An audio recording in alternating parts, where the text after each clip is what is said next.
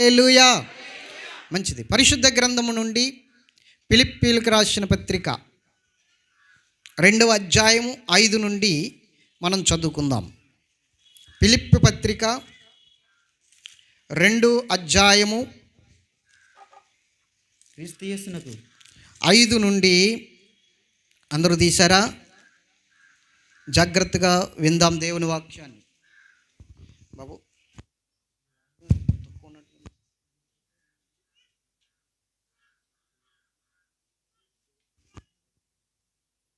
Praise lord. ఇదే కదా అది 2వ అధ్యాయం 5 నుండి మనం కొన్ని వచనాలు చదువుదాం. క్రీస్తు యేసునకు కలిగిన ఈ మనస్సు మీరును కలిగియుండుడి. ఆయన దేవుని స్వరూపము కలిగిన వాడయుండి దేవునితో సమానముగా ఉండుట విడిచిపెట్టకూడని భాగ్యమని ఎంచుకొనలేదు గాని మనుష్యులు పోలికగా పుట్టి దాసుని స్వరూపమును ధరించుకుని తన్ను తానే రిక్తునిగా చేసుకునెను. మరియు ఆయన ఆకారమందు మనుష్యుడిగా కనబడి మరణము పొందినంతగా అనగా శిలువ మరణము పొందినంతగా విధేయత చూపిన వాడై తను తాను తగ్గించుకునెను. చాలు, గట్టిగా స్తోత్రం చెబుదామా? ఇంకొకసారి చెప్పాలి. దేవుడు మనతో మాట్లాడును గాక, మనందరితో మాట్లాడును గాక. ఆమేన్. దేవునికి మహిమ కలుగును గాక. యేసుక్రీస్తు ప్రభు పేరిట మీ అందరికీ క్రిస్మస్ శుభాకాంక్షలు తెలియజేస్తూ ఉన్నాను.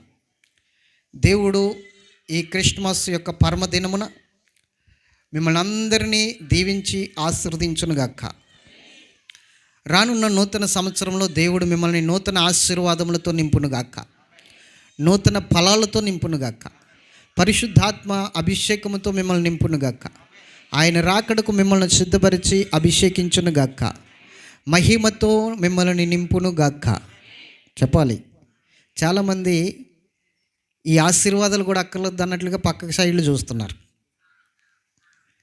కావాలవద్దా మీకు? మరి కావాలన్నప్పుడు ఉద్యోగంగా చెప్పాలి కదా, ఆమేన్ అని. మరి ఎందుకు అంత సైలెంట్గా ఉన్నారు? నాకు అర్థం కావట్లేదు. ఇంటికాడైనా ముఖ్యమైన పనులు ఉండి ఇక్కడికి అనుకోకుండా వచ్చినట్లుగా వచ్చారా బలవంతంగా? ఎందుకు అంత సైలెంట్గా ఉంటారు?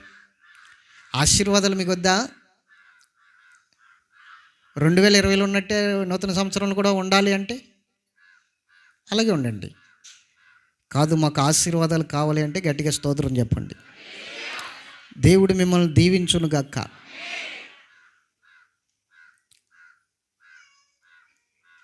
పోన్లండి, మీరే దీవించబడండి, మీరే ఆశీర్వదించబడండి.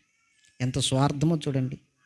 బోయాజు పొలంలో దేవుడు మిమ్మల్ని దీవించును గాక అంటే పొలంలో ఉన్నవారు అందరూ ఏమన్నారో తెలుసా? మిమ్మును దేవుడు దీవించును గాక అన్నాడు. పొలంలో ఉన్న మిమ్మల్ని నేను దీవించును గాక అని దేవుడు అంటుంటే మీరేమన్నారు? ఆమేన్ అన్నారు, సర్దుకున్నారు. ఎంత స్వార్థపరులో. దేవుడు మిమ్మల్ని దీవించును గాక అడిగి చెప్పించుకోవాల్సి వస్తుంది.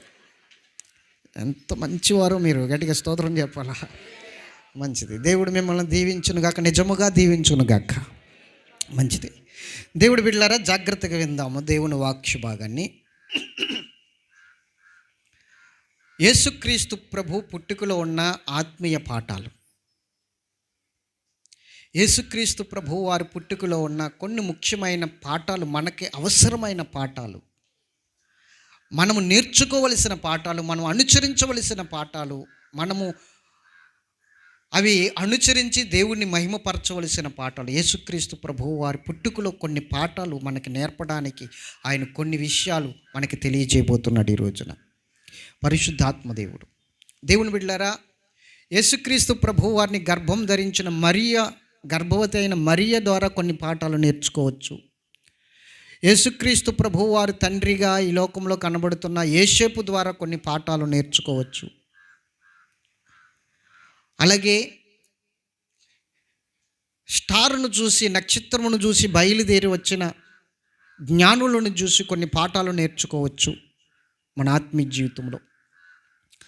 అలాగే దేవదూతే స్వయంగా వెళ్ళి వర్తమానము తెలిపిన గొల్లలను కూడా చూసి మనం కొన్ని పాఠాలు నేర్చుకోవచ్చు. అయితే అవి తరచుగా మీ మధ్య నేను చెప్పుకుంటూ వస్తూనే ఉన్నాను. సందర్భాలు కుదిరినప్పుడు మొన్న మంగళవారం చెవుకోడి పాలెంలో యేసుక్రీస్తు ప్రభువు వారి పుట్టుకలో సాతాను యొక్క ఆటంకాల గురించి కొన్ని మాటలు చెప్పాను. మరియ విషయంలో, యేసేపు విషయంలో కొన్ని విషయాలు మంగళవారం చెప్పాను. ఈరోజు యేసుక్రీస్తు ప్రభువు వారి పుట్టుకలో ఉన్న కొన్ని ఆత్మీయ సత్యాలను, ఆత్మీయ పాఠాలను నేర్చుకుందామని గడిచిన మంగళవారం నేను అక్కడ చెప్పాను. అదే విషయంలో ఈరోజు దేవుడు మనతో మాట్లాడబోతున్నాడు. కాబట్టి జాగ్రత్తగా దేవుని యొక్క సన్నిధిలో ఆయన మాటలు వింటూ ఆయన మాటలను బట్టి మనం ముందుకు కొనసాగుదాం. ఈరోజు యేసుక్రీస్తు ప్రభువు వారి పుట్టుకలో ఉన్న ఆ అద్భుతమైన ఆ మర్మాన్ని, మనకు కావలసిన కొన్ని విషయాల్ని మనం తీసుకుందాం. ఈ రోజున గట్టిగా స్తోత్రం చెప్పాలి. హల్లెలూయా. యేసుక్రీస్తు ప్రభువు వారు ఈ లోకానికి ఎందుకు వచ్చారంటే, మొట్టమొదటిగా పాపి కొరకు ప్రాణము పెట్టడానికి వచ్చాడు. ఎందుకు వచ్చాడు చెప్పండి? ఆయన నశించిపోతున్న దాన్ని వెతికి రక్షించడానికి మొట్టమొదటిగా ఆయన వచ్చాడు. రెండవదిగా ఆయన రావడానికి రెండవ కారణం ఏమిటి అంటే, మానవుడు ఏ విధముగా దేవునికి దగ్గరై ఎలా జీవిస్తే మానవుడు దేవుని కృపను పొందుకుంటాడో అది మాదిరి చూపించడానికి వచ్చాడు. చెప్పండి. మొట్టమొదటి విషయం ఏంటంటే, ఆయన రావడానికి మొదటి కారణం ఏంటంటే, పాపిని వెతికి రక్షించడానికి వచ్చాడు. నశించిన దాన్ని వెతికి రక్షించడానికి వచ్చాడు.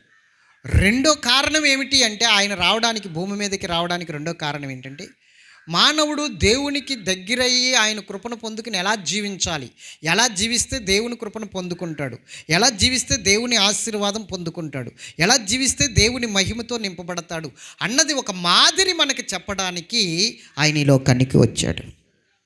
గట్టిగా స్తోత్రం చెప్పాలి. మొదటి విషయం ఏమిటి అంటే, ఆయన నశించిన దాన్ని వెతికి రక్షించడానికి. అది పక్కన పెడదాం, అది అందరికీ తెలిసిందే. అది గుడ్ ఫ్రైడే మెసేజ్. అది గుడ్ ఫ్రైడేకి సంబంధించిన వాక్య భాగం. అయితే ఇప్పుడు రెండో కారణం ఏమిటి అంటే, దేవుని కృపను మానవుడు అనుభవించడానికి, దేవుని మహిమతో నింపబడడానికి, దేవునికి బాగా దగ్గరగా ఉండి దేవుని ఆశీర్వాదాలు పొందుకోవడానికి మానవుడు ఎలా జీవించాలి అన్నది ఆయన మనకి నేర్పడానికి, ఒక మాదిరిగా ఉండడానికి ఆయన వచ్చాడు. గట్టిగా స్తోత్రం చెప్పాలి. ఆయన మనకు మాదిరి. చూడండి, మొదటి పేతురుకు రాసిన మొదటి పత్రిక 2వ అధ్యాయము 21వ వచనం ఒక్కసారి చూడండి. పేతురుకు రాసిన మొదటి పత్రిక 2:21 చదువుదాం. క్రీస్తు కూడా మీ కొరకు బాధపడి మీరు తన అడుగు జాడలయందు నడుచుకున్నట్లు మీకు మాదిరి ఉంచిపోయెను. గట్టిగా స్తోత్రం చెప్పండి. ఇప్పుడు మనం ఎలా బ్రతకాలో, ఎలా జీవించాలో, ఏ విధంగా నడవాలో, దేవుని కృపను ఎలా పొందుకోవాలో, దేవుని యొక్క మహిమతో ఎలా నిలబడాలో, దేవునితో సహవాసం కలిగి ఎలా జీవించాలో ఆయన మనకి నేర్పడానికి రెండో కారణం ఏంటి? నేర్పడానికి, ఒక మాదిరి ఉంచడానికి వచ్చాడు. ఇప్పుడు మనం ఆయన అడుగు జాడల్లో నడుచుకునేటట్లు ఒక మాదిరిగా ఉండిపోయాడు ఆయన మనకి. ఇప్పుడు మన ముందు ఆయన్ని పెట్టుకోవాలి. మనం ఎలా జీవించాలి? క్రైస్తవులుగా మనం ఎలాగ ఆయన్ని ఆరాధించాలి, క్రైస్తవులుగా మనం ఏ విధముగా ఆయన్ని సేవించాలి, తండ్రి అయిన దేవుణ్ణి ఎలా సేవించాలి, తండ్రి అయిన దేవుణ్ణి ఎలా మహిమపరచాలి, ఆయన్ని అత్తుకుని జీవించే స్థితి ఎలాంటిది అన్నది ఆయన మనకు ఒక మాదిరి ఉంచాడు. అందుకనే ఆయన పుట్టుకలో కొన్ని విషయాలు, ఆయన జీవించిన దాంట్లో కొన్ని విషయాలు మీ ముందుకు తీసుకురావాలని నేను ఇష్టపడుతూ ఉన్నాను. కాబట్టి జాగ్రత్తగా దేవుని మాటలు వింటే ఈరోజు మనం దేవునికి అంగీకారముగా ఉంటాం. గట్టిగా స్తోత్రం చెప్పండి. నేను దేవునికి అంగీకారముగా ఉండాలి, నేను అంగీకరించబడాలి అన్నవారు ఎంతమంది ఉన్నారు?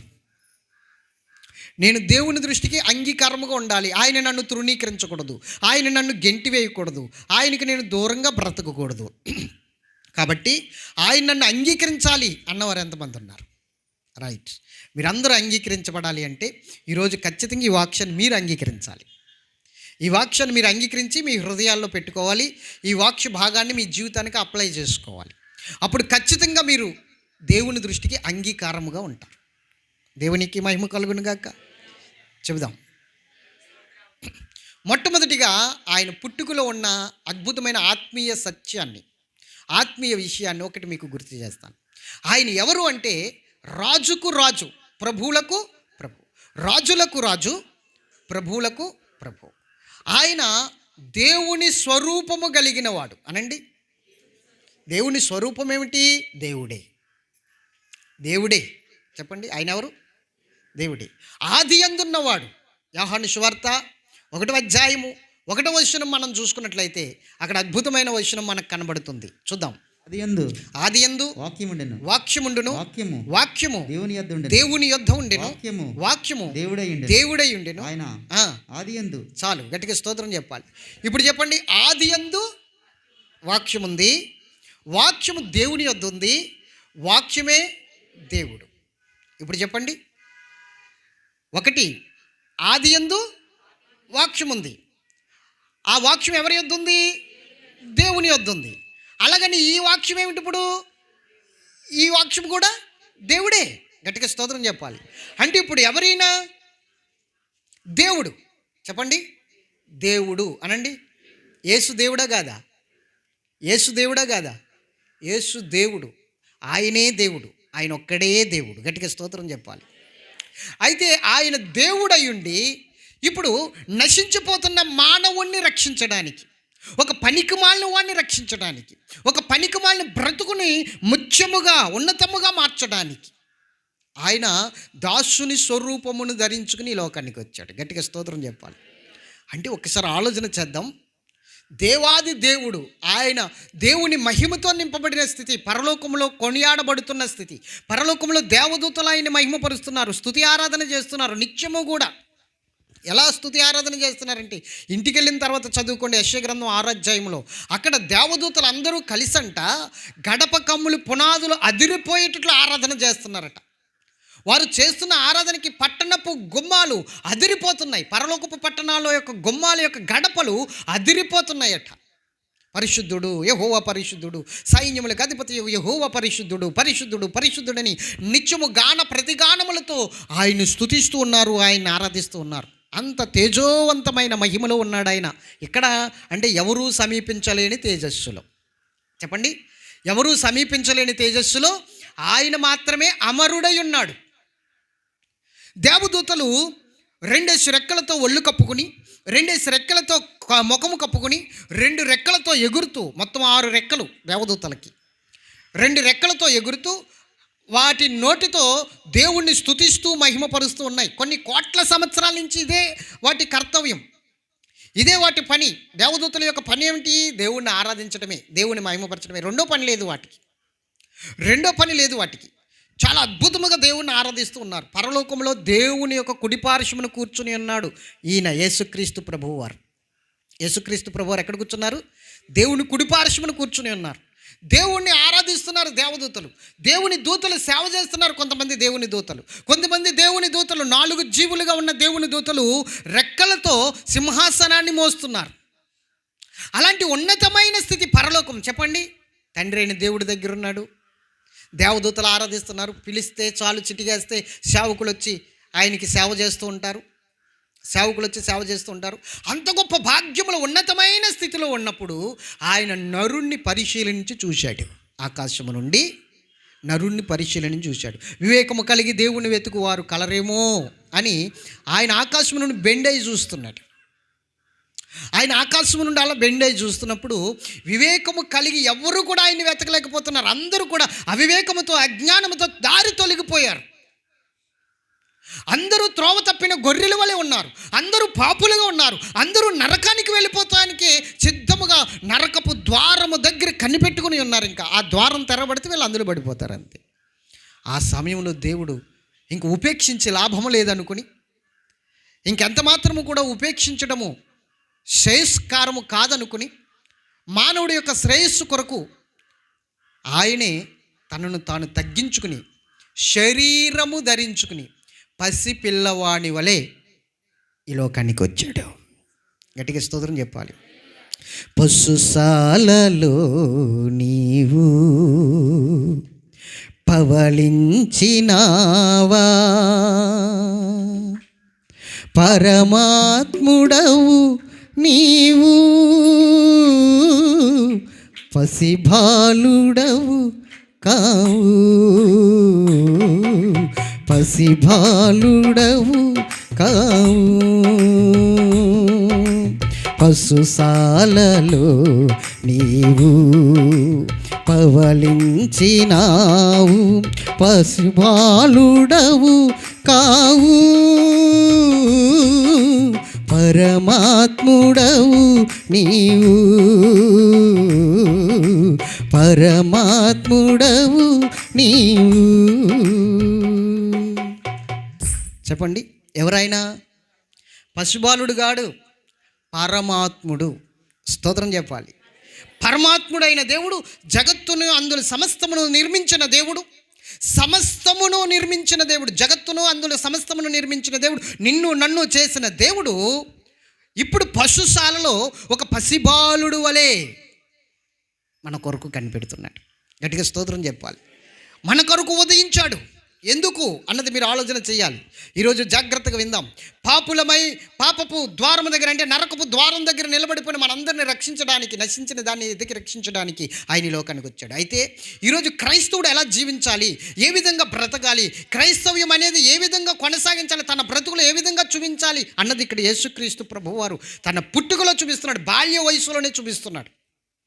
యేసుక్రీస్తు ప్రభువు వారి పుట్టుకలో ఉన్న కొన్ని ఆత్మీయ పాఠాలను, కొన్ని ఆత్మీయ సత్యాలను మీకు చెప్పాలని నేను ఇష్టపడుతున్నాను. దేవుని బిడ్డలారా, ఆయన దేవాది దేవుడై ఉండి, సమస్తమును సృష్టించిన దేవుడై ఉండి, ఒక్క మాట చెప్తే చాలు సృష్టి కలిగింది, ఒక్క మాట చెప్తే చాలు సమస్తమును కలిగింది. అలాంటి దేవుడు ఒక్క మాటతో మానవుడి బ్రతుకును సరిచేయగలిగిన శక్తివంతుడై ఉన్నప్పటికీ ఆయన దిగి రావలసిన స్థితి వచ్చింది. గట్టిగా స్తోత్రం చెప్పాలి. ఎలా పరిస్థితులు దిగొచ్చాడు, ఎలాంటి స్థితులు దిగొచ్చాడు నేను చెప్తాను. ఈరోజు క్రైస్తవుడు ఎలా జీవించాలన్నది ఆయన పుట్టుకలో మనం తెలుసుకోవచ్చు. ఎలా బ్రతకాలన్నది ఆయన పుట్టుక ద్వారా మనం నేర్చుకోవచ్చు. జాగ్రత్తగా విందాం. ఆయన పుట్టుకలో మనకి కనబడుతున్న విషయం ఏంటంటే తగ్గింపు తత్వం అనండి. ఈరోజు క్రైస్తవుడు కోల్పోయింది అదొకటే, క్రైస్తవుడు మర్చిపోయింది అదొకటే, క్రైస్తవుడు దూరంగా పెట్టేసింది అదొక్కటే. ఏమిటి? తగ్గించుకొనడం. ఈరోజు తగ్గించుకొనడం అనేది అసలు ఎవరి వల్ల కావట్లేదు. ఎవరు తగ్గించుకుని ఉండలేకపోతున్నారు. అందరూ కూడా నా గొప్పతనాన్ని చూపించుకోవాలి, నా గొప్పతనాన్ని ప్రదర్శించుకోవాలి, నా గొప్పతనాన్ని బట్టి నేను ముందుకు కొనసాగాలి అన్న ఆలోచన బట్టే తమను తాము కనుపరుచుకోవడానికి ఇష్టపడుతున్నారు.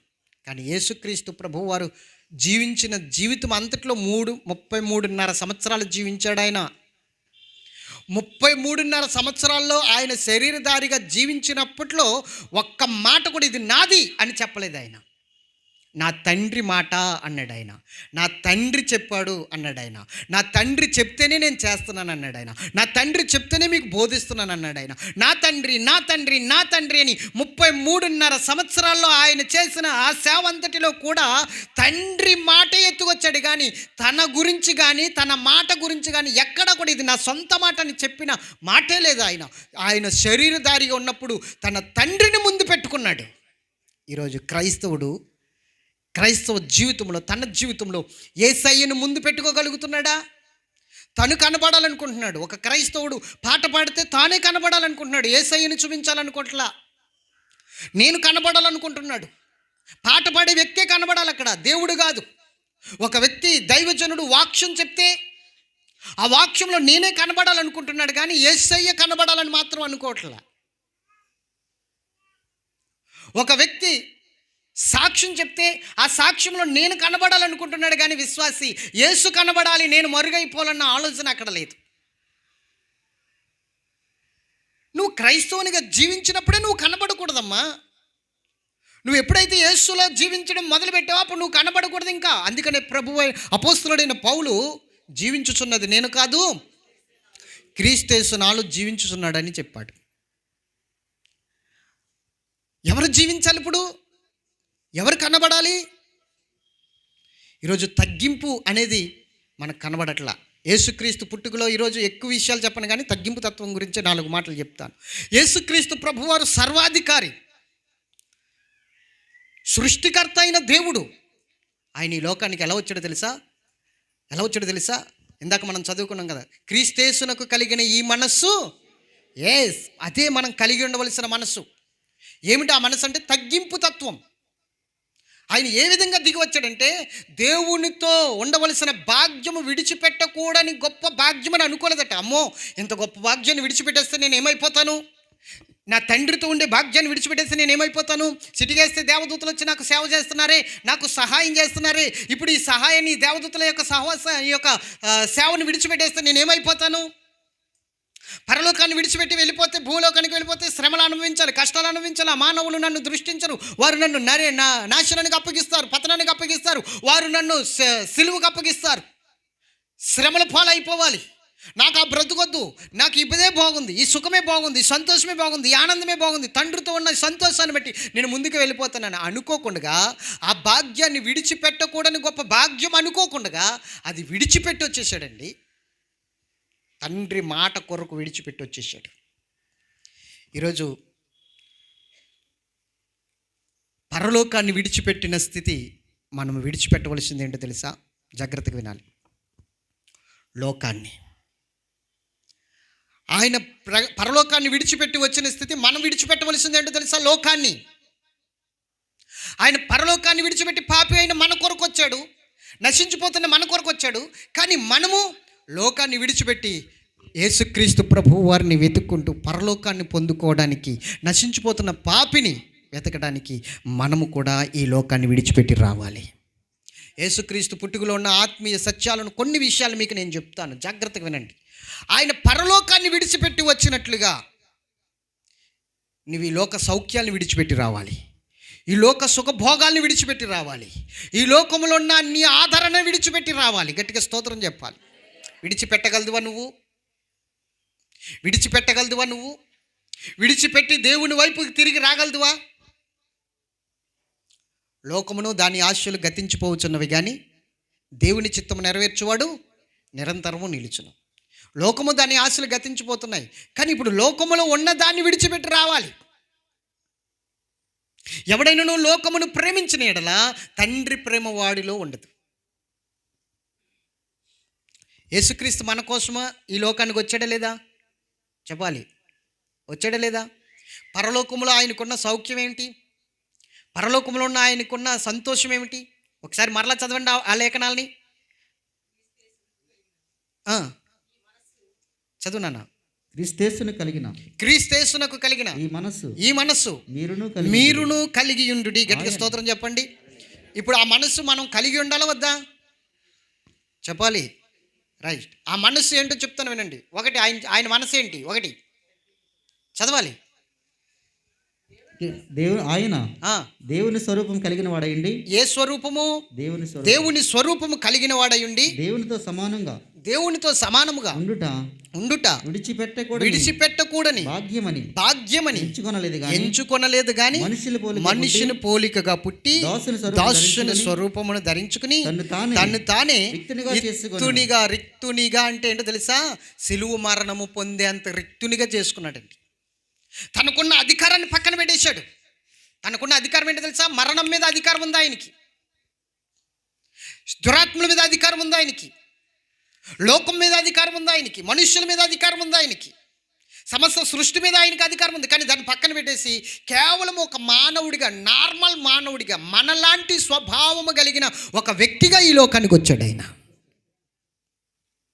ఏం తగ్గింపు తత్వం అండి! ఒకసారి ఆలోచన చేయి. ఈరోజు మన జీవితంలో యేసుక్రీస్తుని కలిగి ఉన్నామని చెప్తున్నాము, కానీ ఒక మాటలు బట్టి ఆయన కలిగి ఉన్నాడని మనం మాట్లాడుతున్నాము, కానీ సాక్ష్యం చెప్పుడులో కనబడుతున్నాడు, కానీ మాట్లాడుటలో కనబడుతున్నాడు, కానీ మనం జీవించుటలో ఆయన కనబడట్లేదు. మనం బ్రతికే బ్రతుకులో ఆయన కనబడట్లేదు. ఒక్కసారి ఆలోచన చేయండి. ఈరోజు నీ బ్రతుకుని ఒక్కసారి పరిశీలన చేసుకుంటే యేసయ్య నీ జీవితంలో ఉన్నాడో లేదో నీకు అర్థమైపోతుంది. తగ్గింపు తత్వము అనేది చాలా ప్రాముఖ్యమైన విషయం. ప్రార్థన విషయంలో, క్రైస్తవుని విషయంలో, క్రైస్తవ జీవితం విషయంలో తగ్గింపు తత్వం చాలా అద్భుతమైన విషయం. మీరు ఇంటికి వెళ్ళిన తర్వాత చదవండి, చదివిన లేఖనాల కిందే అక్కడ ఏమని ఉంటుందంటే, ఆయన ఈ విధంగా తగ్గించుకుని వచ్చాడు కాబట్టి ఆయన అన్ని నామముల కంటే పైనామముగా ఆయన నామం హెచ్చించబడింది. అర్థమవుతుంది మీకు? యేసుప్రభు కూడా మాట చెప్పేశాడు. ఏమని చెప్పాడు తెలుసా? తనను తాను తగ్గించుకున్నవాడు హెచ్చించబడతాడు, తనను తాను హెచ్చించుకున్నవాడు తగ్గించబడతాడు. ఈరోజు హెచ్చింపు పరిస్థితి, హెచ్చించబడాలి. ప్రతి ఒక్కరు కూడా కోరుకునేది ఏంటంటే నా పేరు ముందుండాలి, నేను అక్కడ ముందుండాలి, నేను అక్కడికి ముందు నడవాలి. గట్టిగా స్తోత్రం చెప్పాలి. ఈరోజున ఉదాహరణకి నేను చెప్తున్నాను, ఏమనుకోవద్దు దయచేసి. దేవుని మాట ఇది చెప్తున్నాను. చాలామంది దేవుని సన్నిధికి వస్తే అధికారంలో ఉన్నవారు కూడా ఎక్కడ కూర్చోవాలి? ఆఖరికి సాపలు వేయకపోయినా బరకలు వేయకపోయినా ఎక్కడ కూర్చోవాలి? కింద కూర్చోవాలి. ఎందుకంటే అక్కడ తగ్గింపు తత్వం అనేది ఉంది. అవునా కదా? కానీ మనం ఏం చేస్తామంటే చూడండి, కింద కూర్చునే అవకాశం ఉన్నప్పటికీ కూడా, వాళ్ళ ఒంట్లో ఆరోగ్యం ఉన్నప్పటికీ కూడా కుర్చీల్లో కూర్చునేవారు చాలామంది ఉంటారు. అంటే ప్రెస్టేజీ. ఆ ప్రెస్టేజీని పోగొట్టుకోవడం వాళ్ళకి ఇష్టం ఉండదు. నువ్వు ఎవరి సన్నిధికి వచ్చావు? నీకు బలహీనత లేదు, నార్మల్ వ్యక్తివే, చాలా ఆరోగ్యవంతుడిగా ఉన్నావు, ఆరోగ్యవంతురాలుగా ఉన్నావు. బలహీనులుగా ఉన్నప్పుడు కూర్చోవచ్చు, తప్పలేదు. నడువు నొప్పి వచ్చినప్పుడు, కాలు మోకాలు నొప్పులు వచ్చినప్పుడు, లేకపోతే నీవు ఏదైనా బలహీనుడు అయినప్పుడు నువ్వు కుర్చీలో కూర్చోవచ్చు, తప్పలేదు. కానీ సంపూర్ణ ఆరోగ్యవంతుడిగా ఉన్నప్పుడు కూడా కుర్చీలోనే కూర్చుంటున్నావంటే దాన్ని ఏమనాలి? హెచ్చింపు తత్వం అనాలా? లేకపోతే మరి నాకైతే తెలియదు ఇంకో మాట ఏంటో. గట్టిగా స్తోత్రం చెప్పాలి. ఈరోజు ఎక్కడికి వెళ్ళినా కూడా హెచ్చించుకునే పరిస్థితి క్రైస్తవుడు. మరి క్రీస్తు పుట్టుకుని గురించి అంత గ్రాండ్గా ఫంక్షన్ చేస్తున్నావు, క్రీస్తు పుట్టాడని చెప్తున్నావు, పశువుల శాలలో పుట్టాడని చెప్తున్నావు. మరి నువ్వెందుకు దేవుని సన్నిధికి రావడానికి, దేవుని సన్నిధిలోకి వచ్చి నువ్వు మరుగైపోయి యేసుక్రీస్తుని చూపించలేకపోతున్నావు? నిన్ను నువ్వు హెచ్చించుకుని ఎందుకు నువ్వే కనబడాలనుకుంటున్నావు?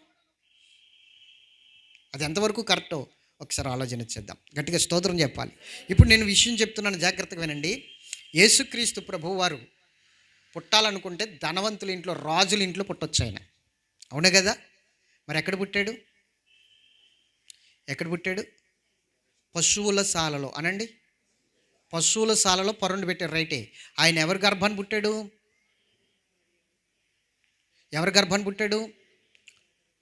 ఒక పేదరాలు, రెక్కాడితేనే కానీ డొక్కాడదు అంటారు చూసారా, అలాంటి వారి కుటుంబంలో పుట్టాడు. రోజు పనికి వెళ్తేనే కానీ వాళ్ళ కుటుంబం గడవదు. అలాంటి కుటుంబంలో ఉన్న పేదరాలైన ఒక మరియని ఎన్నుకున్నాడు దేవుడు. గట్టిగా స్తోత్రం చెప్పాలి. ఆమె పేదరాలని మీకు ఎలా తెలుసండి అంటే, నేను కొన్ని విషయాలు మీకు చెప్తాను, జాగ్రత్తగా వినాలి. పురుడైన తర్వాత 8వ రోజుని పురుడు మైలు పోవడానికి దేవుని సన్నిధికి సంటిబిడ్డను తీసుకుని రావాలి. తీసుకొచ్చినప్పుడు 2 గొర్రెలను తీసుకుని రావాలి బలి అర్పించడానికి దేవుని సన్నిధికి. స్తోత్రం చెప్పాలి గట్టిగా. చెప్పండి, ఏం తీసుకురావాలి? 2 గొర్రెలను, లేదా 2 మేకలను, లేదా ఎడ్లను. బాగా ధనవంతులైతే ఎడ్లను తీసుకురావాలి, లేదా గొర్రెలను తీసుకురావాలి. బాగా పేదవారు అనుకోండి, ఒక జత పావురాలను కానీ, ఒక జత గువ్వలను కానీ తీసుకురావాలి, పేదవారు అయితే. మరియా యోసేపులు 8వ రోజుని యేసు ప్రభువుని తీసుకుని వచ్చి పురుడు మైలు తీసుకోవడానికి దేవుని సన్నిధికి వచ్చినప్పుడు ధర్మశాస్త్రం ప్రకారంగా వారు గువ్వలను తీసుకుని వచ్చారు. మరి వారు పేదవారే కాదా? గొర్రెలను తీసుకుని రాలేదు, పొట్టేళ్లను తీసుకుని రాలేదు, ఎడ్లను తీసుకుని రాలేదు. ఏం తీసుకుని వచ్చారు చెప్పాలి? ఎస్, ధర్మశాస్త్రం ప్రకారంగా ధనవంతులైతే, డబ్బు లేని వారైతే, పేదవారైతే గువ్వలను కానీ పావురపు పిల్లలను కానీ తీసుకురండి అని ధర్మశాస్త్రంలో చెప్పాడు, ద్వితీయోపదేశ కాండంలో, లేవీ కాండంలో. ఇప్పుడు ఈ మరియా యోసేపులు ఆ పురుడు మైలు తీసివేసుకోవడానికి 8వ దినాన్ని సున్నతి ఇవ్వడానికి, యేసుప్రభు వారికి సున్నతి ఇవ్వడానికి మందిరానికి ధర్మశాస్త్రం ప్రకారంగా తీసుకొచ్చినప్పుడు గువ్వలను తీసుకుని వచ్చినట్లుగా ఉంది అక్కడ. మరి ఇప్పుడు పేదవారే కదా చెప్పాలి? పేదవారే కదా? పేదవారి కుటుంబంలో పుట్టాడు. గట్టిగా స్తోత్రం చెప్పాలి. ఎస్, ఇప్పుడు నేను చెప్తున్న విషయం జాగ్రత్తగా వినండి. ఎందుకు ఆయన పేదవాడిగా పుట్టాడంటే, పరలోకములో ఆయన ధనవంతుడే, శ్రీమంతుడే. కానీ ఆ ధనాన్ని మనకివ్వడం కోసం, దరిద్రులమైన మనల్ని ధనవంతులుగా చేయడం కోసం ఆయన దరిద్రుడికి లోకానికి వచ్చాడు. అంటే ఇప్పుడు ఆయన పుట్టుకలో నువ్వు నేర్చుకోవాల్సింది ఏంటంటే, నీకు కలిగి ఉన్న సమస్తమును విడిచిపెట్టి ఆత్మీయ ఐశ్వర్యము కొరకు నువ్వు దిగి రావాలి. 1 తగ్గింపు తత్వం అనేది నీకు కావాలి. ఒకటేంటి? యేసుక్రీస్తు ప్రభువు వారి యొక్క పుట్టుకలో మొట్టమొదటిగా మనం నేర్చుకోవాల్సింది ఏంటి? తగ్గింపు తత్వం. నువ్వేదైనా ఇవ్వాలనుకున్నా తగ్గించుకునే ఇవ్వాలి. అర్థమవుతుందా? దేవుని సన్నిధిలో తగ్గింపు కోరుకోవాలి నువ్వు దేవుని సన్నిధిలో. 2, తగ్గించుకునే స్థితి ఒకటి. 2 ఏమిటంటే, ఆయన పరలోకాన్ని విడిచిపెట్టినట్లుగా నువ్వు లోకాన్ని విడిచిపెట్టాలి. ఆయన పరలోకంలో ఉన్న ధనాన్ని విడిచిపెట్టి దరిద్రుడిగా వచ్చినట్లుగా నీవు ఈ లోకంలో ఉన్న సమస్తాన్ని విడిచిపెట్టి యేసుక్రీస్తు ప్రభువారే నాకు సమస్తమును అని చెప్పి రీతిగా నువ్వు రావాలి, నీ సాక్ష్యం ఉంచుకోవాలి. ఇది యేసుక్రీస్తు ప్రభువారి పుట్టుకలో మనం నేర్చుకోవాల్సిన 2 విషయాలు. ఒకటి, తగ్గింపు తత్వం అనేది నీ జీవితంలో కావాలి. యేసు ప్రభు మాదిరి ఉంచాడు మనకి, గుర్తుంచుకో. హెచ్చింపు కోరుకోకూడదు నువ్వు ఎప్పుడు కూడా. నా పేరు ముందుండాలి, నన్ను పట్టించుకోవట్లేదు పాస్టర్ గారు, నాకు పాటలు ఇవ్వట్లేదు పాస్టర్ గారు, అసలు మమ్మల్ని ఎదగనివ్వట్లేదు పాస్టర్ గారు. ఏమండి, నేను ఒక విషయం చెప్తాను, జాగ్రత్తగా వినండి. నిన్ను నువ్వు కనుపరుచుకోవాలనుకున్నప్పుడే నాకు ఇవ్వట్లేదు, నన్ను పట్టించుకోవట్లేదు, నాకు అసలు ఏమాత్రం ఒక మాట కూడా చెప్పట్లేదు, నాకు ఏ పని చెప్పట్లేదు, నాకు ఏది చేయట్లేదు అని అంటావు. నిన్ను నువ్వు హెచ్చించుకోవాలనుకున్నప్పుడు, నువ్వు కనబడాలనుకున్నప్పుడు, గట్టిగా స్తోత్రం చెప్పాలి. నువ్వు నిజంగా నువ్వు తగ్గించుకుని ఉన్నావనుకో, ఆత్మీయంగా ఉన్నావనుకో, నువ్వు ఏం చెప్తావో తెలుసా? దేవునికి స్తోత్రం చెప్పాలి. దేవుడు ఒకవేళ పక్కోళ్ళు నీ దగ్గరికి వచ్చి, నీకు ఇవాళ పాట ఇవ్వలేదేంటి, పాట ప్రిపేర్ అయ్యొచ్చో కదా, పాట ఇవ్వలేదేంటి పాస్టర్ గారు అని నిన్ను రెచ్చగొట్టే రీతిలో మాట్లాడినప్పుడు, నువ్వు కనుక తగ్గించుకునే స్థితిలో ఉంటే, నిజంగా దేవుని యొక్క సన్నిధిలో నువ్వు తగ్గింపు తత్వం కలిగి ఉంటే ఏమంటావు తెలుసా? దేవుని సమయం ఇంకా రాలేదు, నేను పాట పాడడానికి దేవుని సమయం ఇంకా రాలేదు. దేవుని సమయం వస్తే ఎవరూ ఆపలేరు, ఇది గుర్తుంచుకో. దేవుడి సమయం వస్తే ఎవరు కూడా నువ్వు పాట పాడకుండా ఆపలేరు, నువ్వు ప్రార్థన చేయకుండా ఆపలేరు, నువ్వు బోధ చేయకుండా ఆపలేరు. స్తోత్రం చెప్పాలి గట్టిగా. నేను సేవ చేస్తాకి అభిషేకం లేకుండానే నేను సేవకు ప్రిపేర్ అయిపోయాను ముందు, గుర్తుంచుకోవాలి, గట్టిగా స్తోత్రం చెప్పాలి. అభిషేకం లేదు నాకు, నేను సేవకు ప్రిపేర్ అయిపోయాను. సాకల వారి ఆయన పేరు సూర్యరావు, సాకల సూర్యరావు గారి ఇంటికాడ ఆరాధనలు పెట్టేవాడిని నేను. అప్పటికి అభిషేకం లేదు నాకు, అప్పటికి ఏసు రక్త ప్రణాళిక టచ్ లేదు నాకు, అప్పటికి ఏసు రక్త ప్రణాళిక లేదు. సాకల సూర్యరావు గారి ఇంటికాడ అప్పుడు నేను అబ్రహాం గారి చర్చిలో విశ్వాసిని. అయితే సాకల సూర్యరావు గారి ఇంటికాడ నేను సేవ స్టార్ట్ చేశాను. 7 వారాలు పెట్టాను, గట్టిగా స్తోత్రం చెప్పాలి. 7 వారాలు పెట్టిన తర్వాత కొంతమంది అవంతరాలు పెట్టి, అడ్డులు పెట్టి సేవ పాడు చేశారు. సేవ పాడు చేసిన తర్వాత నేను అనుకున్నాను, దేవుని సేవ చేస్తుంటే దేవుని సేవ పాడు చేసేస్తున్నారు, వీళ్ళేం సేవకులు, వీళ్ళేమి క్రైస్తవులు, ఇంకా దేవుని సేవ లేదు ఏమీ లేదు, మన ఇష్టం వచ్చినట్లు ఉందాం ఇంకని చెప్పేసి లోకంలో పడిపోయాను. గట్టిగా స్తోత్రం చెప్పాలి. ఆ తర్వాత కొన్ని సంవత్సరాలకి దేవుడు నన్ను పిలుచుకుని అభిషేకించుకుని సేవ ఇచ్చాడు. అప్పుడు ఆ సేవ ఎంతమంది ఆటంకపరుద్దామని వచ్చినా, ఎంతమంది వ్యతిరేకంగా ఆ సేవకు నిలబడినా, ఆటంకాలు వ్యతిరేకమైన పరిస్థితులన్నీ పడగొట్టేసి దేవుడు జయ జెండా ఇచ్చి స్థాపింపజేశాడు. ఈరోజు వరకు కూడా 17 సంవత్సరాలు అయింది నేను సేవ స్టార్ట్ చేసి. అంటే అప్పుడు నేను సేవ నా బలం వల్ల స్టార్ట్ చేశాను, నాకున్న జ్ఞానం వల్ల స్టార్ట్ చేశాను. కానీ కొన్ని అవంతరాలు వచ్చి ఆ సేవ పడిపోయింది. తర్వాత కొన్ని సంవత్సరాలు నేను ఇంకా లోకంలో తిరిగేశాను. గట్టిగా స్తోత్రం చెప్పాలి. మీకు అర్థమవుతుందా? జాగ్రత్తగా వినాలి దేవుని మాటలు. అలాంటి పరిస్థితుల్లో నేను అనుకున్నది ఏంటి, ఇప్పుడు జ్ఞానోదయం అయింది ఏంటంటే, అప్పుడు నేను సేవ చేయాలనుకున్నాను, కానీ దేవుని యొక్క సమయం ఇంకా అప్పటికి నాకు రాలేదు. కాబట్టి నేను చేయాలనుకున్నా ఫెయిల్ అయిపోయాను. నేను అక్కడ స్టార్ట్ చేసినప్పుడు అక్కడికి వచ్చిన వాళ్ళు కూడా ఇక్కడ ఉన్నారు కొంతమంది. డేవిడ్ గారు కూడా వచ్చారు అక్కడికి. అప్పటికి ఆయన విశ్వాసం, నేను విశ్వాసం. కానీ ఏంటంటే నాకు సేవ చేయాలన్న తాపత్రయంతో 7 వారాలు అక్కడ పెట్టేశాను. ఆ సంఘస్థులు ఎవరంటే ఎవరైనా కొత్త వాళ్ళ అంటే కాదు, అబ్రహాం గారి సంఘస్థులు వచ్చేవారు అక్కడికి కూడా. దేవునికి మహిమ కలుగును కాదు. నేను అక్కడ విశ్వాసిని, అక్కడి నుంచి కొంతమంది తీసుకెళ్ళేవాడిని. అయితే సేవకుడు ఏమన్నాడంటే, మీరు సాకులోళ్ళు కదా, మీరు మాసిపోని బట్టలు మైలు బట్టలు తెచ్చి పెడతారు, మీ ఇంటికాడ ప్రార్థన పెడితే మీకు నష్టం జరుగుతుంది, కీడు జరుగుతుంది అని చెప్పి ఆయన అంతే మరలా వారం గుమ్మం ఎక్కనవ్వలేదు నన్ను ఆయన. గట్టిగా స్తోత్రం చెప్పాలి. ఎవరు చెప్పారంటే పలానా వాస్టర్ గారు చెప్పారు. అంతే నాకు ఇంకా కోపం వచ్చేసింది. ఇంకా దేవుని సేవ మీద లేదు, దేవుడి మీద లేదు, దేవుని సన్నిధి మీద లేదు, ఇంకా సంఘానికి వెళ్ళకూడదు, ఇంకా ప్రార్థన చేయకూడదు, ఇంకేం చేయకూడదని మొత్తం భ్రష్టుని అయిపోయాడు. అంటే కారణం ఏమిటి అంటే, జాగ్రత్తగా వినండి, దేవుని సమయము కాకుండా మనం చేసినప్పుడు మనం భ్రష్టులం అయిపోతాం. ఖచ్చితంగా భ్రష్టులం అయిపోతాం. ఇప్పుడు నువ్వు పాట పాడాలని ఉంది, దేవుని సమయం కాదు, అప్పుడు నువ్వు పాట పాడలేకపోయావు, పాట అవకాశం లేదు. అప్పుడు పక్కనున్నవాడు వచ్చి నిన్ను ఫుల్గా ఏమని చేస్తాడంటే మైండ్ వేరే విధంగా డైవర్ట్ చేసేస్తాడు. చూసావా, వాళ్ళకి ఇచ్చాడు పాట, వీళ్ళకి ఇచ్చాడు పాట, ఆ పాస్టర్ గారికి నువ్వు అంటే అసలు లెక్కే లేదు. పైగానేమో నువ్వు పేరు రాసి స్లిప్ కూడా పంపించో పాట పాడతానని, అయినప్పటికీ కూడా సమయం లేదని చెప్తున్నాడు. అయితే నువ్వు ఎదగడం పాస్టర్ గారికి ఇష్టం లేదు, నువ్వు ఎదగడం అసలు పాస్టర్ గారికి నచ్చదు, అందుకే నేను చిన్న చూపు చూస్తున్నాడు అన్నప్పుడు నువ్వేమైపోతావంటే ఆ డిప్రెషన్లో నీకు వెళ్ళిపోయి, ఆ మాటల యొక్క గారడిలో నువ్వు పడిపోయి భ్రష్టుడిగా మారిపోయి ఇంకా సన్నిధే విడిచిపెట్టేసేంత రీతిలో నువ్వు భయంకరమైన పరిస్థితికి వెళ్ళిపోతావు. పాస్టర్ గారి మీద అభ్యంతరము, సంఘం మీద అభ్యంతరం. ఎందుకంటే నేను అనుభవించాను ఒకసారి ఇది. దేవుని సమయము కాకుండా నువ్వు ఆలోచించుకున్నప్పుడు ఇలాంటి భ్రష్టత్వంలోనికి వెళ్ళిపోతాం. కానీ దేవుడి సమయం అయ్యిందా, ఎవరు అడ్డుకోవాలన్నా ఆ అడ్డుగోడలన్నీ పడిపోతాయి. మీకు అర్థమవుతుందని నేను అనుకుంటున్నాను. గట్టిగా స్తోత్రం చెప్పాలి.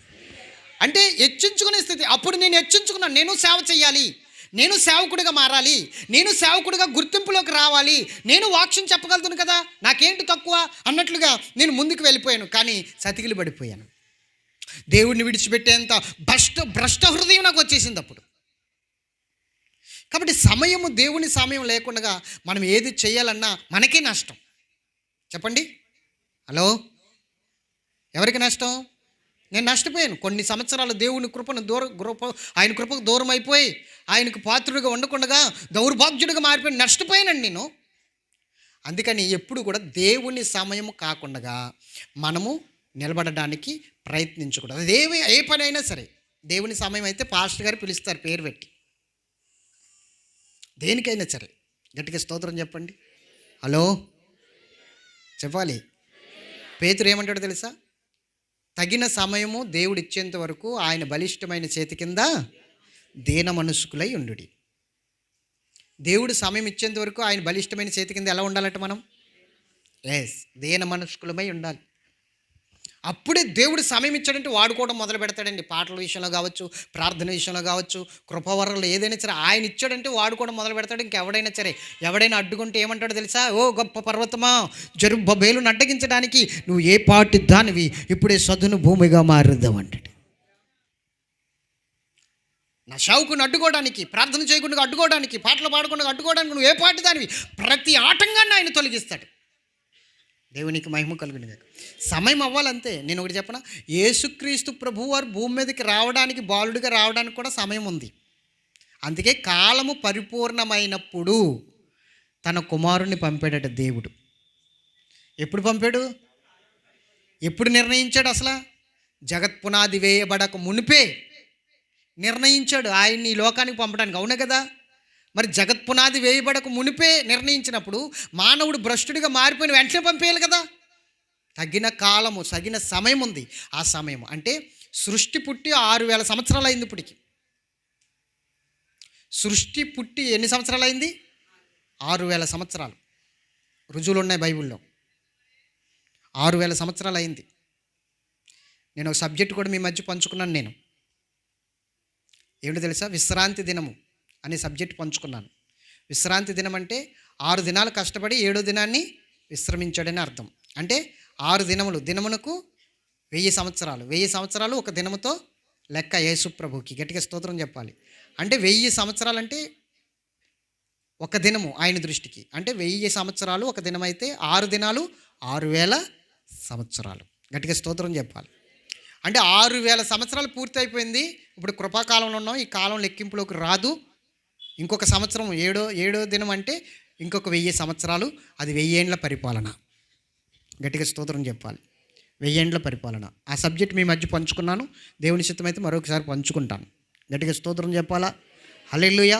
సృష్టి పుట్టి ఇప్పటికి 6000 సంవత్సరాలు అయింది.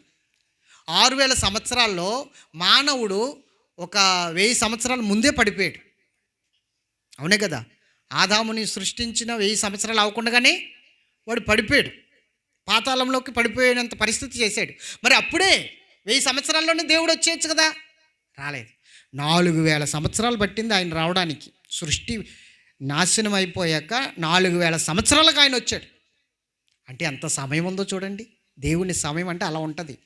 దీర్ఘకాలము సహించువాడు ధన్యుడు, అంతము వరకు సహించువాడెవడు వాడే రక్షించబడతాడు. అంటే యేసుక్రీస్తులో మొట్టమొదటిగా ఆయన పుట్టుకలో తగ్గింపు అంటే కనిపెట్టడం, తగ్గించుకుని కనిపెట్టడం. ఎంతమందికి అర్థమవుతుంది? దేవునికి మహిమ కలుగును గాక. రెండవది ఏంటంటే ఆయన పుట్టుకలో ఉన్న ఆత్మీయ మర్మం. రెండవది ఏంటంటే ఆయన పరలోకమును ఐశ్వర్యమును విడిచిపెట్టి వచ్చినట్లుగా నీకు పరలోకము కావాలి అంటే, పరలోకంలో ఉన్న ఆత్మీయ ఐశ్వర్యం కావాలి అంటే ఈ లోకాన్ని, లోకములో ఉన్నదంతయు నువ్వు విడిచిపెట్టి రావాలి. ఇది ఆయన పుట్టుకలో నువ్వు రెండో విషయం నేర్చుకోవాల్సిన విషయం. రెండోది ఏంటి? నువ్వు నేర్చుకోవాల్సింది ఏమిటి? విడిచిపెట్టి రావాలి. పాపాన్ని విడిచిపెట్టి రావాలి, లోకములో ఉన్న సమస్తాన్ని విడిచిపెట్టి రావాలి. యేసే లోకం అన్నట్లుగా, క్రీస్తే శాశ్వతం అన్నట్లుగా, పరలోకమే శాశ్వతం అన్నట్లుగా నీవు దేవుని వైపు చూడడానికి, దేవుని సన్నిధిలో ఎదిగి ఫలించి అభివృద్ధి నొంది ఆయన మహిమతో నింపబడడానికి నువ్వు సమస్తమును విడిచిపెట్టి రావాలి. ఆయన సమస్తమును విడిచిపెట్టి వచ్చాడు, నువ్వు అలాగే రావాలి. ఆ విడిచిపెట్టకూడని గొప్ప భాగ్యం అనుకోలేదు ఆయన. విడిచిపెట్టి వెళ్ళాలి, సమయం వచ్చింది అని వచ్చేసాడు. అలాగే సమయం వచ్చింది, రక్షణార్థమైన సమయం వచ్చింది. ఇదిగో అనుకూలమైన సమయం ఇదే, నేను విడిచిపెట్టి వెళ్ళాలి, యేసు దగ్గరికి రావాలి. కానీ ఈరోజు ఎలా ఉన్నామో తెలుసండి? దేవుని సన్నిధిలో పనుంటే మానేస్తున్నాం, దేవుని సన్నిధిలో పనుంటే మానేస్తున్నాం, దేవుని సన్నిధిలో కనబడం. మనం ఏదైనా ఇంపార్టెంట్ వర్క్ అయితే మానేస్తాం. ఇంపార్టెంట్ వర్క్ ఏదండి? ఇంపార్టెంట్ నాకు తెలియక అడుగుతాను. నీ లైఫ్లో ఇంపార్టెంట్ ఏంటో ఒక్కసారి చెప్పు, నాకు వింటాను. నా లైఫ్లో ఇది ఇంపార్టెంట్ అన్నది ఏదైనా ఉంటే చెప్పు. భార్య ఇంపార్టెంట్ కదా? భర్త ఇంపార్టెంట్ కదా? చెప్పరే. బిడ్డలు ఇంపార్టెంట్ కదా? మాట్లాడరే. హలో. పొలము, ఇల్లు, మనకున్న సమస్తము, మనకున్న వ్యాపారము ఇంపార్టెంట్ కదా? అవి చాలా ఇంపార్టెంట్ అండి. ₹1,00,00,000 లాస్ వస్తుందండి వెళ్ళకపోతే. ₹1,00,00,000తో వ్యవహారం అండి, వెళ్ళాలండి. రైట్, ₹1,00,00,000 స్తోత్రం చెప్పాలి గట్టిగా. ₹1,00,00,000 సంపాదించుకున్న తర్వాత నువ్వు ఉంటావని గ్యారెంటీ ఉందా? అది నిన్నైనా విడిచిపెట్టేద్ది, లేకపోతే నువ్వైనా దాన్ని విడిచిపెట్టేస్తావు. పిల్లలు అంతే, భార్య అంతే, భర్త అంతే. ఏది ఇంపార్టెంట్ అని సమయం ఇస్తున్నావో అది విడిచిపెట్టేసే రోజు ఒకటి ఉంది. మరి విడిచిపెట్టేసే దాన్ని ఇంపార్టెంట్గా ఎందుకు తీసుకుంటున్నావు నువ్వు? శాశ్వత కాలము ఉండేది ఇంపార్టెంట్ కావాలి మనకి. స్తోత్రం చెప్పండి గట్టిగా. మరి ఏది ఇంపార్టెంట్ ఇప్పుడు? ఏది ఇంపార్టెంట్ చెప్పాలి? సన్నిధి, దేవుని యొక్క సన్నిధి మనకి ఇంపార్టెంట్. ఎందుకంటే అక్కడే మనకు శాశ్వతమైన జీవం దొరుకుతుంది, నిత్య జీవం దొరుకుతుంది. చెప్పండి. ఇప్పుడు యేసు పుట్టుకలో మనం నేర్చుకోవాల్సింది ఒకటి తగ్గింపు తత్వం. అవునా కదా? తగ్గించుకోవాలి. ప్రతిదానికి నేను అని ముందుకు వెళ్ళిపోకూడదు. అది చంపుకోవాలి. నేననే స్వభావాన్ని చంపేసుకోవాలి. ఏమండి, ఏ దేవదూత వెళ్ళమంటే వెళ్ళడండి అక్కడ? చెప్పండి. మిఖాయేలుని కేకేసి నా కుమారులు నశించిపోతున్నారు, వెళ్ళి రక్తం గార్చు అంటే వెళ్ళి మిఖాయేలు రాడా? గాబ్రియేల్ రాడా? చెప్పాలి. చెప్పరేంటండి? అక్కడున్న దేవదూతలు రారా? ఆ కెరూబుల్లో, షరాబుల్లో ఎవరిని రమ్మన్నా వస్తారు కదా. మరి ఆయనే ఎందుకు వచ్చాడంటే ఆయనకే తెలుసు నీ సిస్టం మొత్తం, నిన్ను కలగజేసింది ఆయన. అర్థమవుతుందా? కాబట్టి నీ కొరకు ప్రాణం పెట్టడానికి ఆయన వచ్చాడు. ఎంత ప్రేమ చూపిస్తున్నాడో చూడండి.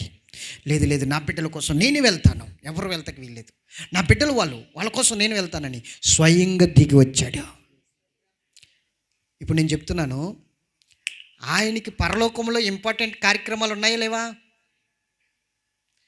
మరి అంతకన్నా ఇంపార్టెంట్ ఏంటంటే ఇప్పుడు ఆయనే దిగి వచ్చాడు. లేదు నిన్ను పంపేంత స్థితి కాదు అది. దేవదూతలు వెళ్తే కాదు, నేనే స్వయంగా వెళ్తాను. నాకు చాలా ఇంపార్టెంట్ నా ప్రజలు, నా బిడ్డలు నాకు చాలా ఇంపార్టెంట్ అని మనకి ఆయన ఇంపార్టెంట్ ఇస్తుంటే, నువ్వు లోకానికి ఇంపార్టెంట్ ఇస్తున్నావు, లోకంలో ఉన్న వాటికి ఇంపార్టెంట్ ఇస్తున్నావు, నీ వ్యాపారానికి నీకున్న వాటికి ఇంపార్టెంట్ ఇస్తున్నావు, ఈ లోకాన్నే ప్రేమిస్తూ ఉన్నావు. ఏమి క్రైస్తవుడు అయ్యా నువ్వు? ఏమి నేర్చుకున్నావు యేసు పుట్టుకలో? క్రిస్మస్ పండుగలు చేస్తున్నావు, ఏమి నేర్చుకున్నావు యేసు పుట్టుకలో?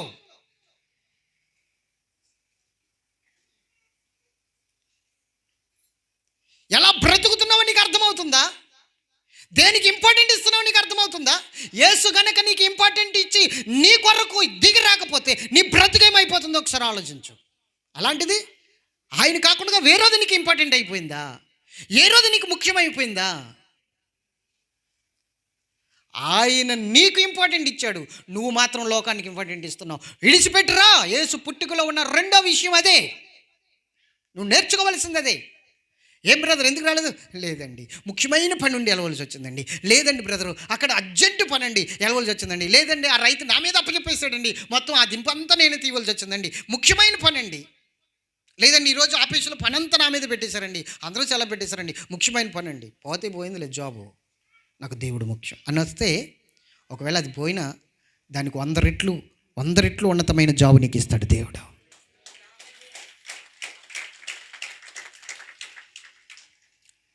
ఏది శాశ్వతం అంటే, యేసు నీవు ఇంపార్టెంట్ అనుకోకపోతే ఈరోజు నువ్వు నేను ఎక్కడుందో తెలుసా?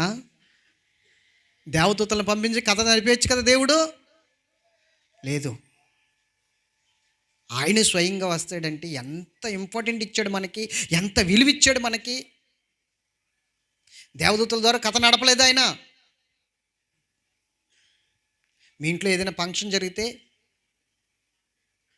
కౌర్లు చెప్పడానికి, భోజనాలు కౌర్లు చెప్పడానికి ఎవరికొకరిని పంపిస్తావు, కానీ ముఖ్యమైన వాళ్ళ దగ్గరికి మాత్రం నువ్వే వెళ్తావు శుభలేఖ పట్టుకుని.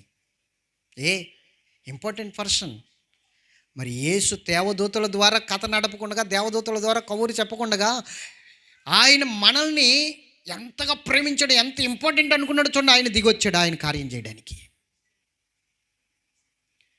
ఆయన పుట్టుకలో ఉన్న విషయాలు నువ్వు నేర్చుకోకుండా ఎంతకాలం అండి ఇలా దౌర్భాగ్యపు బ్రతుకుతావు? మనమైతే ఈ లోకంలో ఉన్నది విడిచిపెట్టి రాలేకపోతున్నాం, కానీ రావాలి. యేసు పరలోకంలో ఉన్న ఐశ్వర్యాన్ని విడిచిపెట్టి వచ్చినట్లుగా నువ్వు పరలోకం కోసం, యేసు కోసం ఈ లోకంలో ఉన్న దాన్ని విడిచిపెట్టి రాగలగాలి నువ్వు. అది ఆయన పుట్టుకలో ఉన్న రెండో విషయం. పుట్టినరోజు పండుగ చేస్తున్నావంటే ఇది నేర్చుకో ముందు, ఇది గమనించు. నువ్వు యేసులో ఏం నేర్చుకున్నావు? నువ్వు పుట్టినరోజు పండుగ చేస్తున్నావు, హ్యాపీ క్రిస్మస్, మేరీ క్రిస్మస్ అయిపోయింది అంతే. కేక్ కట్ చేసేయడం, డ్యాన్స్లు వేసేయడం, స్కిట్లు వేసేయడం. ఎవరికైనా ఉపకారం ఉందా అంటే, ఏళ్ళు వేసి ఓడొకడు, తప్పట్లు కొట్టు ఓడొకడు, బుడగలు ఎగరేసి ఓడొకడు. ఎంత దౌర్భాగ్యపు బ్రతుకండి ఈ బ్రతుకు. సంబరం చేసుకోవడానికా యేసు పుట్టింది? నీ బ్రతుకు మారడానికి ఆయన వచ్చాడు, నీ బ్రతుకును మార్చుకోవడానికి ఆయన వచ్చాడు. ఆలోచించండి, ఈరోజు మనం ఏం చేస్తున్నాం? యేసు పుట్టుకలో 2 విషయాలు. 1 తగ్గించుకోవాలి, 2 సమస్తాన్ని విడిచిపెట్టి రావాలి. ఇప్పుడు అంగీకరించబడాలంటే ఈ 2 పనులే కాదు, ఇంకొక పని ఉంది. విడిచిపెట్టి వచ్చిన తర్వాత మనం అంగీకరించబడాలంటే ఏం చేయాలో చెప్తాను. హెబ్రీయులకు రాసిన పత్రిక, ఇది చూపించేసి నేను ముగించేస్తాను. ఇంకా హెబ్రీయులకు రాసిన పత్రిక 5వ అధ్యాయము 8వ వచనం. ఆయన కుమారుడైండియు. అందరూ తీశారా? ఆయన కుమారుడైండియు. హెబ్రీ 5:8 ఈ ఒక్క విషయం చదివిన తర్వాత నేను ముగించేస్తాను. మనం అంగీకరించబడాలి అంటే 1 తగ్గించుకోవాలి, 2 అన్ని విడిచిపెట్టి ప్రభు సన్నిధికి రావాలి, 3 అంగీకరించబడాలి. రైట్, చదువుదాం. ఆయన కుమారుడైండియు. గట్టిగా దగ్గరికి పెట్టి చదువునా. ఆయన కుమారుడైయుండియు తాను పొందిన శ్రమల వలన విధేయత నేర్చుకొనును. గట్టిగా స్తోత్రం చెప్పాలి. ఇప్పుడు ఎందుకు అన్ని విడిచిపెట్టి రావాలి అంటే, నువ్వు క్రైస్తవ్యంలో కొన్ని శ్రమలు పడటం వలన నీకు విధేయత వస్తుంది. ఏమొస్తుంది? విధేయత వస్తుంది. గట్టిగా స్తోత్రం చెప్పాలి. ఇప్పుడు దావీదు ఏమన్నాడో తెలుసా? 119 దావీదు కీర్తనలో 71 వచనం అనుకుంటా, 71వ వచనం. ఒకసారి చదవండి. 119 దావీదు కీర్తనలో 71 కానీ 70 కానీ చదవండి. నేను నీ కట్టడలను నేర్చుకున్నట్లు శ్రమనందిండుట నాకు మేలాయను. ఎస్, గట్టిగా స్తోత్రం చెప్పాలి. దావీదు ఏమంటున్నాడు తెలుసా? నీ కట్టడాలను నేర్చుకున్నట్లు నేను శ్రమ పొందుట నాకు మేలయ్యింది. అంటే ఇప్పుడు శ్రమ మేలయ్యిందంట. ఎందుకు? శ్రమలో ఆయన కట్టడాలు నేర్చుకున్నాడు, శ్రమలో ఆయన వాక్సు నేర్చుకున్నాడు, శ్రమలో ఆయన ప్రార్థనా శక్తిని పొందుకున్నాడు. గట్టిగా స్తోత్రం చెప్పాలి. ఈరోజు శ్రమ వచ్చినప్పుడే అనేక సార్లు మోకరిస్తాం మనం. శ్రమ వచ్చినప్పుడే వాక్యం చదువుతాం. శ్రమ వచ్చినప్పుడే అయ్యో పాస్టర్ గారు నా పరిస్థితి ఏంటండి అని చెప్పేసి ఎక్కువ పాస్టర్ గారిని జ్ఞాపకం చేసుకున్న, దేవుని జ్ఞాపకం చేసుకున్న శ్రమ వల్లనే. ఉత్తప్పుడు నేర్చుకుంటామా? చెప్పాలి. అంటే ఇప్పుడు శ్రమలో ఏం కలుగుతుంది మనకి? దేవుని వాక్యాన్ని నేర్చుకునే భాగ్యం కలుగుతుంది. ఇక్కడ ఏమంటున్నాడు తెలుసా? నీ కట్టడాలను నేర్చుకున్నట్లు శ్రమ కలుగుట నాకు మేలయింది. శ్రమ నాకు మేలుగానే జరిగింది. గట్టిగా స్తోత్రం చెప్పాలి. కాబట్టి ఇప్పుడు యేసుక్రీస్తు ప్రభువు వారు కూడా శ్రమ పొందుట వలన విధేయత నేర్చుకున్నాడట. అలాగే ఇప్పుడు శ్రమ కలగడం వలన మనకేం కలుగుతుంది? విధేయత. 4 ఒక మాట చూపిస్తాను చూడండి. 4వది ఏంటో చూపిస్తాను. పరిశుద్ధ గ్రంథం నుండి అదే ఎబ్రిలికి రాసిన పత్రిక 5:7 వచనం చదువున్నాను. శరీరధారి అయిన దినములలో ఆయన శరీరధారి అయినప్పుడు మహారోదనముతోను కన్నీళ్లతోను తన్ను మరణము నుండి తప్పించువానికి ప్రార్థనలను యోచనలను సమర్పించి భయభక్తులు కలిగి ఉన్నందున ఆయన అంగీకరింపబడి. ఇప్పుడు చెప్పండి, అంగీకరించబడే స్థితి ఇప్పుడు ఇక్కడ మనకు వస్తుంది. ఎక్కడంటే ఒకటి ప్రార్థన, విజ్ఞాపన. ఆయన మనకు మాదిరి నుంచి వెళ్ళిపోయాడు. ఆయన పగలంతా స్వార్థ ప్రకటించేవాడు, రాత్రి మాత్రం కొండెక్కి ప్రార్థన చేసేవాడు. అవునా కదా? రాత్రి ఏం చేసేవాడు? తెల్లవార్లు ప్రార్థన చేసేవాడు ఆయన. అంటే నువ్వు అంగీకరించబడాలి అంటే కన్నీటి ప్రార్థన కావాలి. మనం చేసే ప్రార్థన ఎలా ఉంటుందో తెలుసా? మోకాళ్ళు వేసామన్న పేరుకి వేస్తాం, ఏదో 2 నిమిషాలు ప్రార్థన చేసేస్తాం. కళలు కాల్చేవారైతే కళలు కాలుస్తారు, రొట్టి విరిచేవారైతే రొట్టి విరిచేస్తారు. అది కూడా గబగబా స్పీడ్గా ప్రార్థన అయిపోవాలంతే. ఎందుకంటే తర్వాత ప్రోగ్రామ్స్ వేరే ఉంటాయి మనకి. మన ప్రోగ్రామ్స్ వేరే ఉంటాయి. ఆ ప్రార్థన టయానికి అయిపోవాలంతే. పొద్దుట 5 నిమిషాలు, లేదా ఒక పావు గంట, లేదా సాయంత్రం ఒక పావు గంట, అంతే అయిపోయింది. కానీ ప్రార్థన అన్నమాటకి అది కాదు. ప్రార్థన అన్నమాటకి అర్థం తెలుసా? ప్రార్థన అంటే మోకాలు వేయాలి, పశ్చాత్తాపము గుండెల్లోంచి తన్నుకు రావాలి. నిన్ను మరణము నుండి తప్పించు వానికి ప్రార్థనలతోనూ యోచనలతోనూ విజ్ఞాపన చెయ్యాలి. ప్రార్థన అంటే ఏదో చిన్న ప్రార్థన. చాలామంది ప్రార్థన అన్నమాటకి అసలు అర్థమే తెలియదు. నిలబడి చేసేసుకుంటారు, తండ్రి నాయన నీకు స్తోత్రం అని చెప్పేసి అడవుడిగా ప్రార్థన చేసుకుంటారు, వెళ్ళిపోతారు. అది ప్రార్థన ఏమిటి? అది ప్రార్థన కాదు. ప్రార్థన అంటే ఏమిటంటే నువ్వు మోకాళ్ళు వేసి అసలు నీకు టైమే తెలియకుండా ఉండాలి. ప్రార్థన అంటే ఇక్కడి నుంచి రావాలి ప్రార్థన, ఇక్కడి నుంచి కాదు. చాలామందికి ఇక్కడి నుంచి వస్తుంది ప్రార్థన. ఎందుకంటే కంఠస్థం చేసేస్తారు చాలామంది మాటలు, అదే మాటలు పలుకుతుంటారు ప్రార్థన చేసినప్పుడు. అదే మాటలు ఒకవేళ అది నెరవేరిపోయింది అనుకోండి, మార్చుకుంటారు అనమాట. ఇంకొక సమస్య పెట్టుకుని అదే మాటలు కంటిన్యూ అనమాట. అంటే కంఠస్థం చేస్తున్నారు. 1వ తరగతి పిల్లవాడు పాఠం కంఠస్థం చేసి అప్పచెప్పినట్లుగా అప్పచెప్తారు. ప్రార్థన అంటే అలా కాదు. నువ్వు మోకాలు వేస్తే ఇక్కడి నుంచి రావాలా. ఇక్కడి నుంచి ప్రార్థన వచ్చిందనుకోండి, అసలు టైం తెలియదు నీకు. ప్రార్థన విషయంలో ఈ ఒక్క విషయం నువ్వు మార్చుకోవాలి బిడ్డ. ప్రార్థన చేస్తున్నాను కదండి అంటే అది ప్రార్థన కాదు. ప్రార్థన అంటే నీ మోకాలు నలుపెక్కాల, మోకాలు వేసిన స్థలం గుంటలైపోవాలా, మోకాలు నల్ల మచ్చలు కనబడాలా నువ్వు ప్రార్థన చేస్తే. ఏది నీ ప్రార్థన? ఏది అసలు? ఇంటికాడ ప్రార్థన చేస్తున్నావు నువ్వు. అంగీకరించబడాలి అంటే దేవుని చేత ఈ గుణాలు నీలో ఉండాలి. యేసు పుట్టుకలో ఉన్న రీతికి చెప్పండి. ఇప్పుడు దేవుడి చేత అంగీకరించబడేటట్లు మనం ఉండాలనే ఆయన ఈ లోకానికి వచ్చి మాదిరి ఉంచిపోయాడు. ఆయన ఎంతమందికి అర్థమైంది దేవుని వాక్యం? చెప్పండి. ఇప్పుడు ప్రవర్తన బాగోపోతే పండగ పూట అయినా తిట్లు తింటామా లేదా? మరి మీ మొక్కలు మాడిపోయి ఇంట్లో బిడ్డల ప్రవర్తన బాగాలేదనుకోండి, కొత్త బట్టలు ఇస్తాం, అన్నీ చేస్తాం, ఇంట్లో పిండి వంటలు వండుతాం. అబ్బాయి ఇది కాదు నేను బయటికి వెళ్ళి తెచ్చుకుంటానంటే ఏం చేస్తావు నువ్వు? ఇంత ఖర్చు పెట్టి వండి పెడితే నీకు బయటికి వెళ్ళి తెచ్చుకుంటావురా అని 2 ఆడేస్తావు వీపు మీద. అవునా కదా? ఎవరి కోసం వండి ఇవన్నీ అని. మరి పండగను చూసావా? పోన్లే ఆడు పండగ కదా తెచ్చుకుంటాను అంటున్నాడులే అని చెప్పి వదిలేసావా? 4 వేసేసావు ఈపు మీద ఒంగు పండగ అయినా తప్పదండి ప్రవర్తన బాగోపోతే.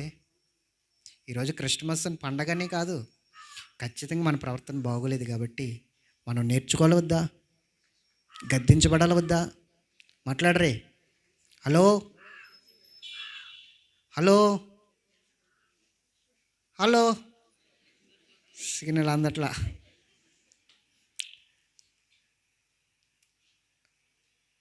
చెప్పాలా? హోలీ బేత్ వేస్తే టవర్ వేయాలి ఇక్కడ, సిగ్నల్ అందట్లా. చెప్పాలి. మార్చుకోవాలి వద్దా మన ప్రవర్తన? ప్రార్థన చేయాలి వద్దా? వదిలిపెట్టి రావాల వద్దా? తగ్గించుకుని బ్రతకాల వద్దా? హలో, తగ్గించుకుని బ్రతకాల వద్దా? మరి బతుకుదామా? కాలర్ ఎగరేసుకుని బతుకుదామా? ఎలా బ్రతకాలి? ప్రార్థన అంటే ఏదో 4 మాటలు చేసేసి కంఠస్థం చేసేసి వెళ్ళిపోవడం కాదు నాన్న. ప్రార్థన యోచనలు ప్రార్థనలు కన్నీటితో చేయాలి. గుండెల్లోంచి తన్నుకు రావాలి పశ్చాత్తాపం. అయ్యా ఇది నా పరిస్థితి.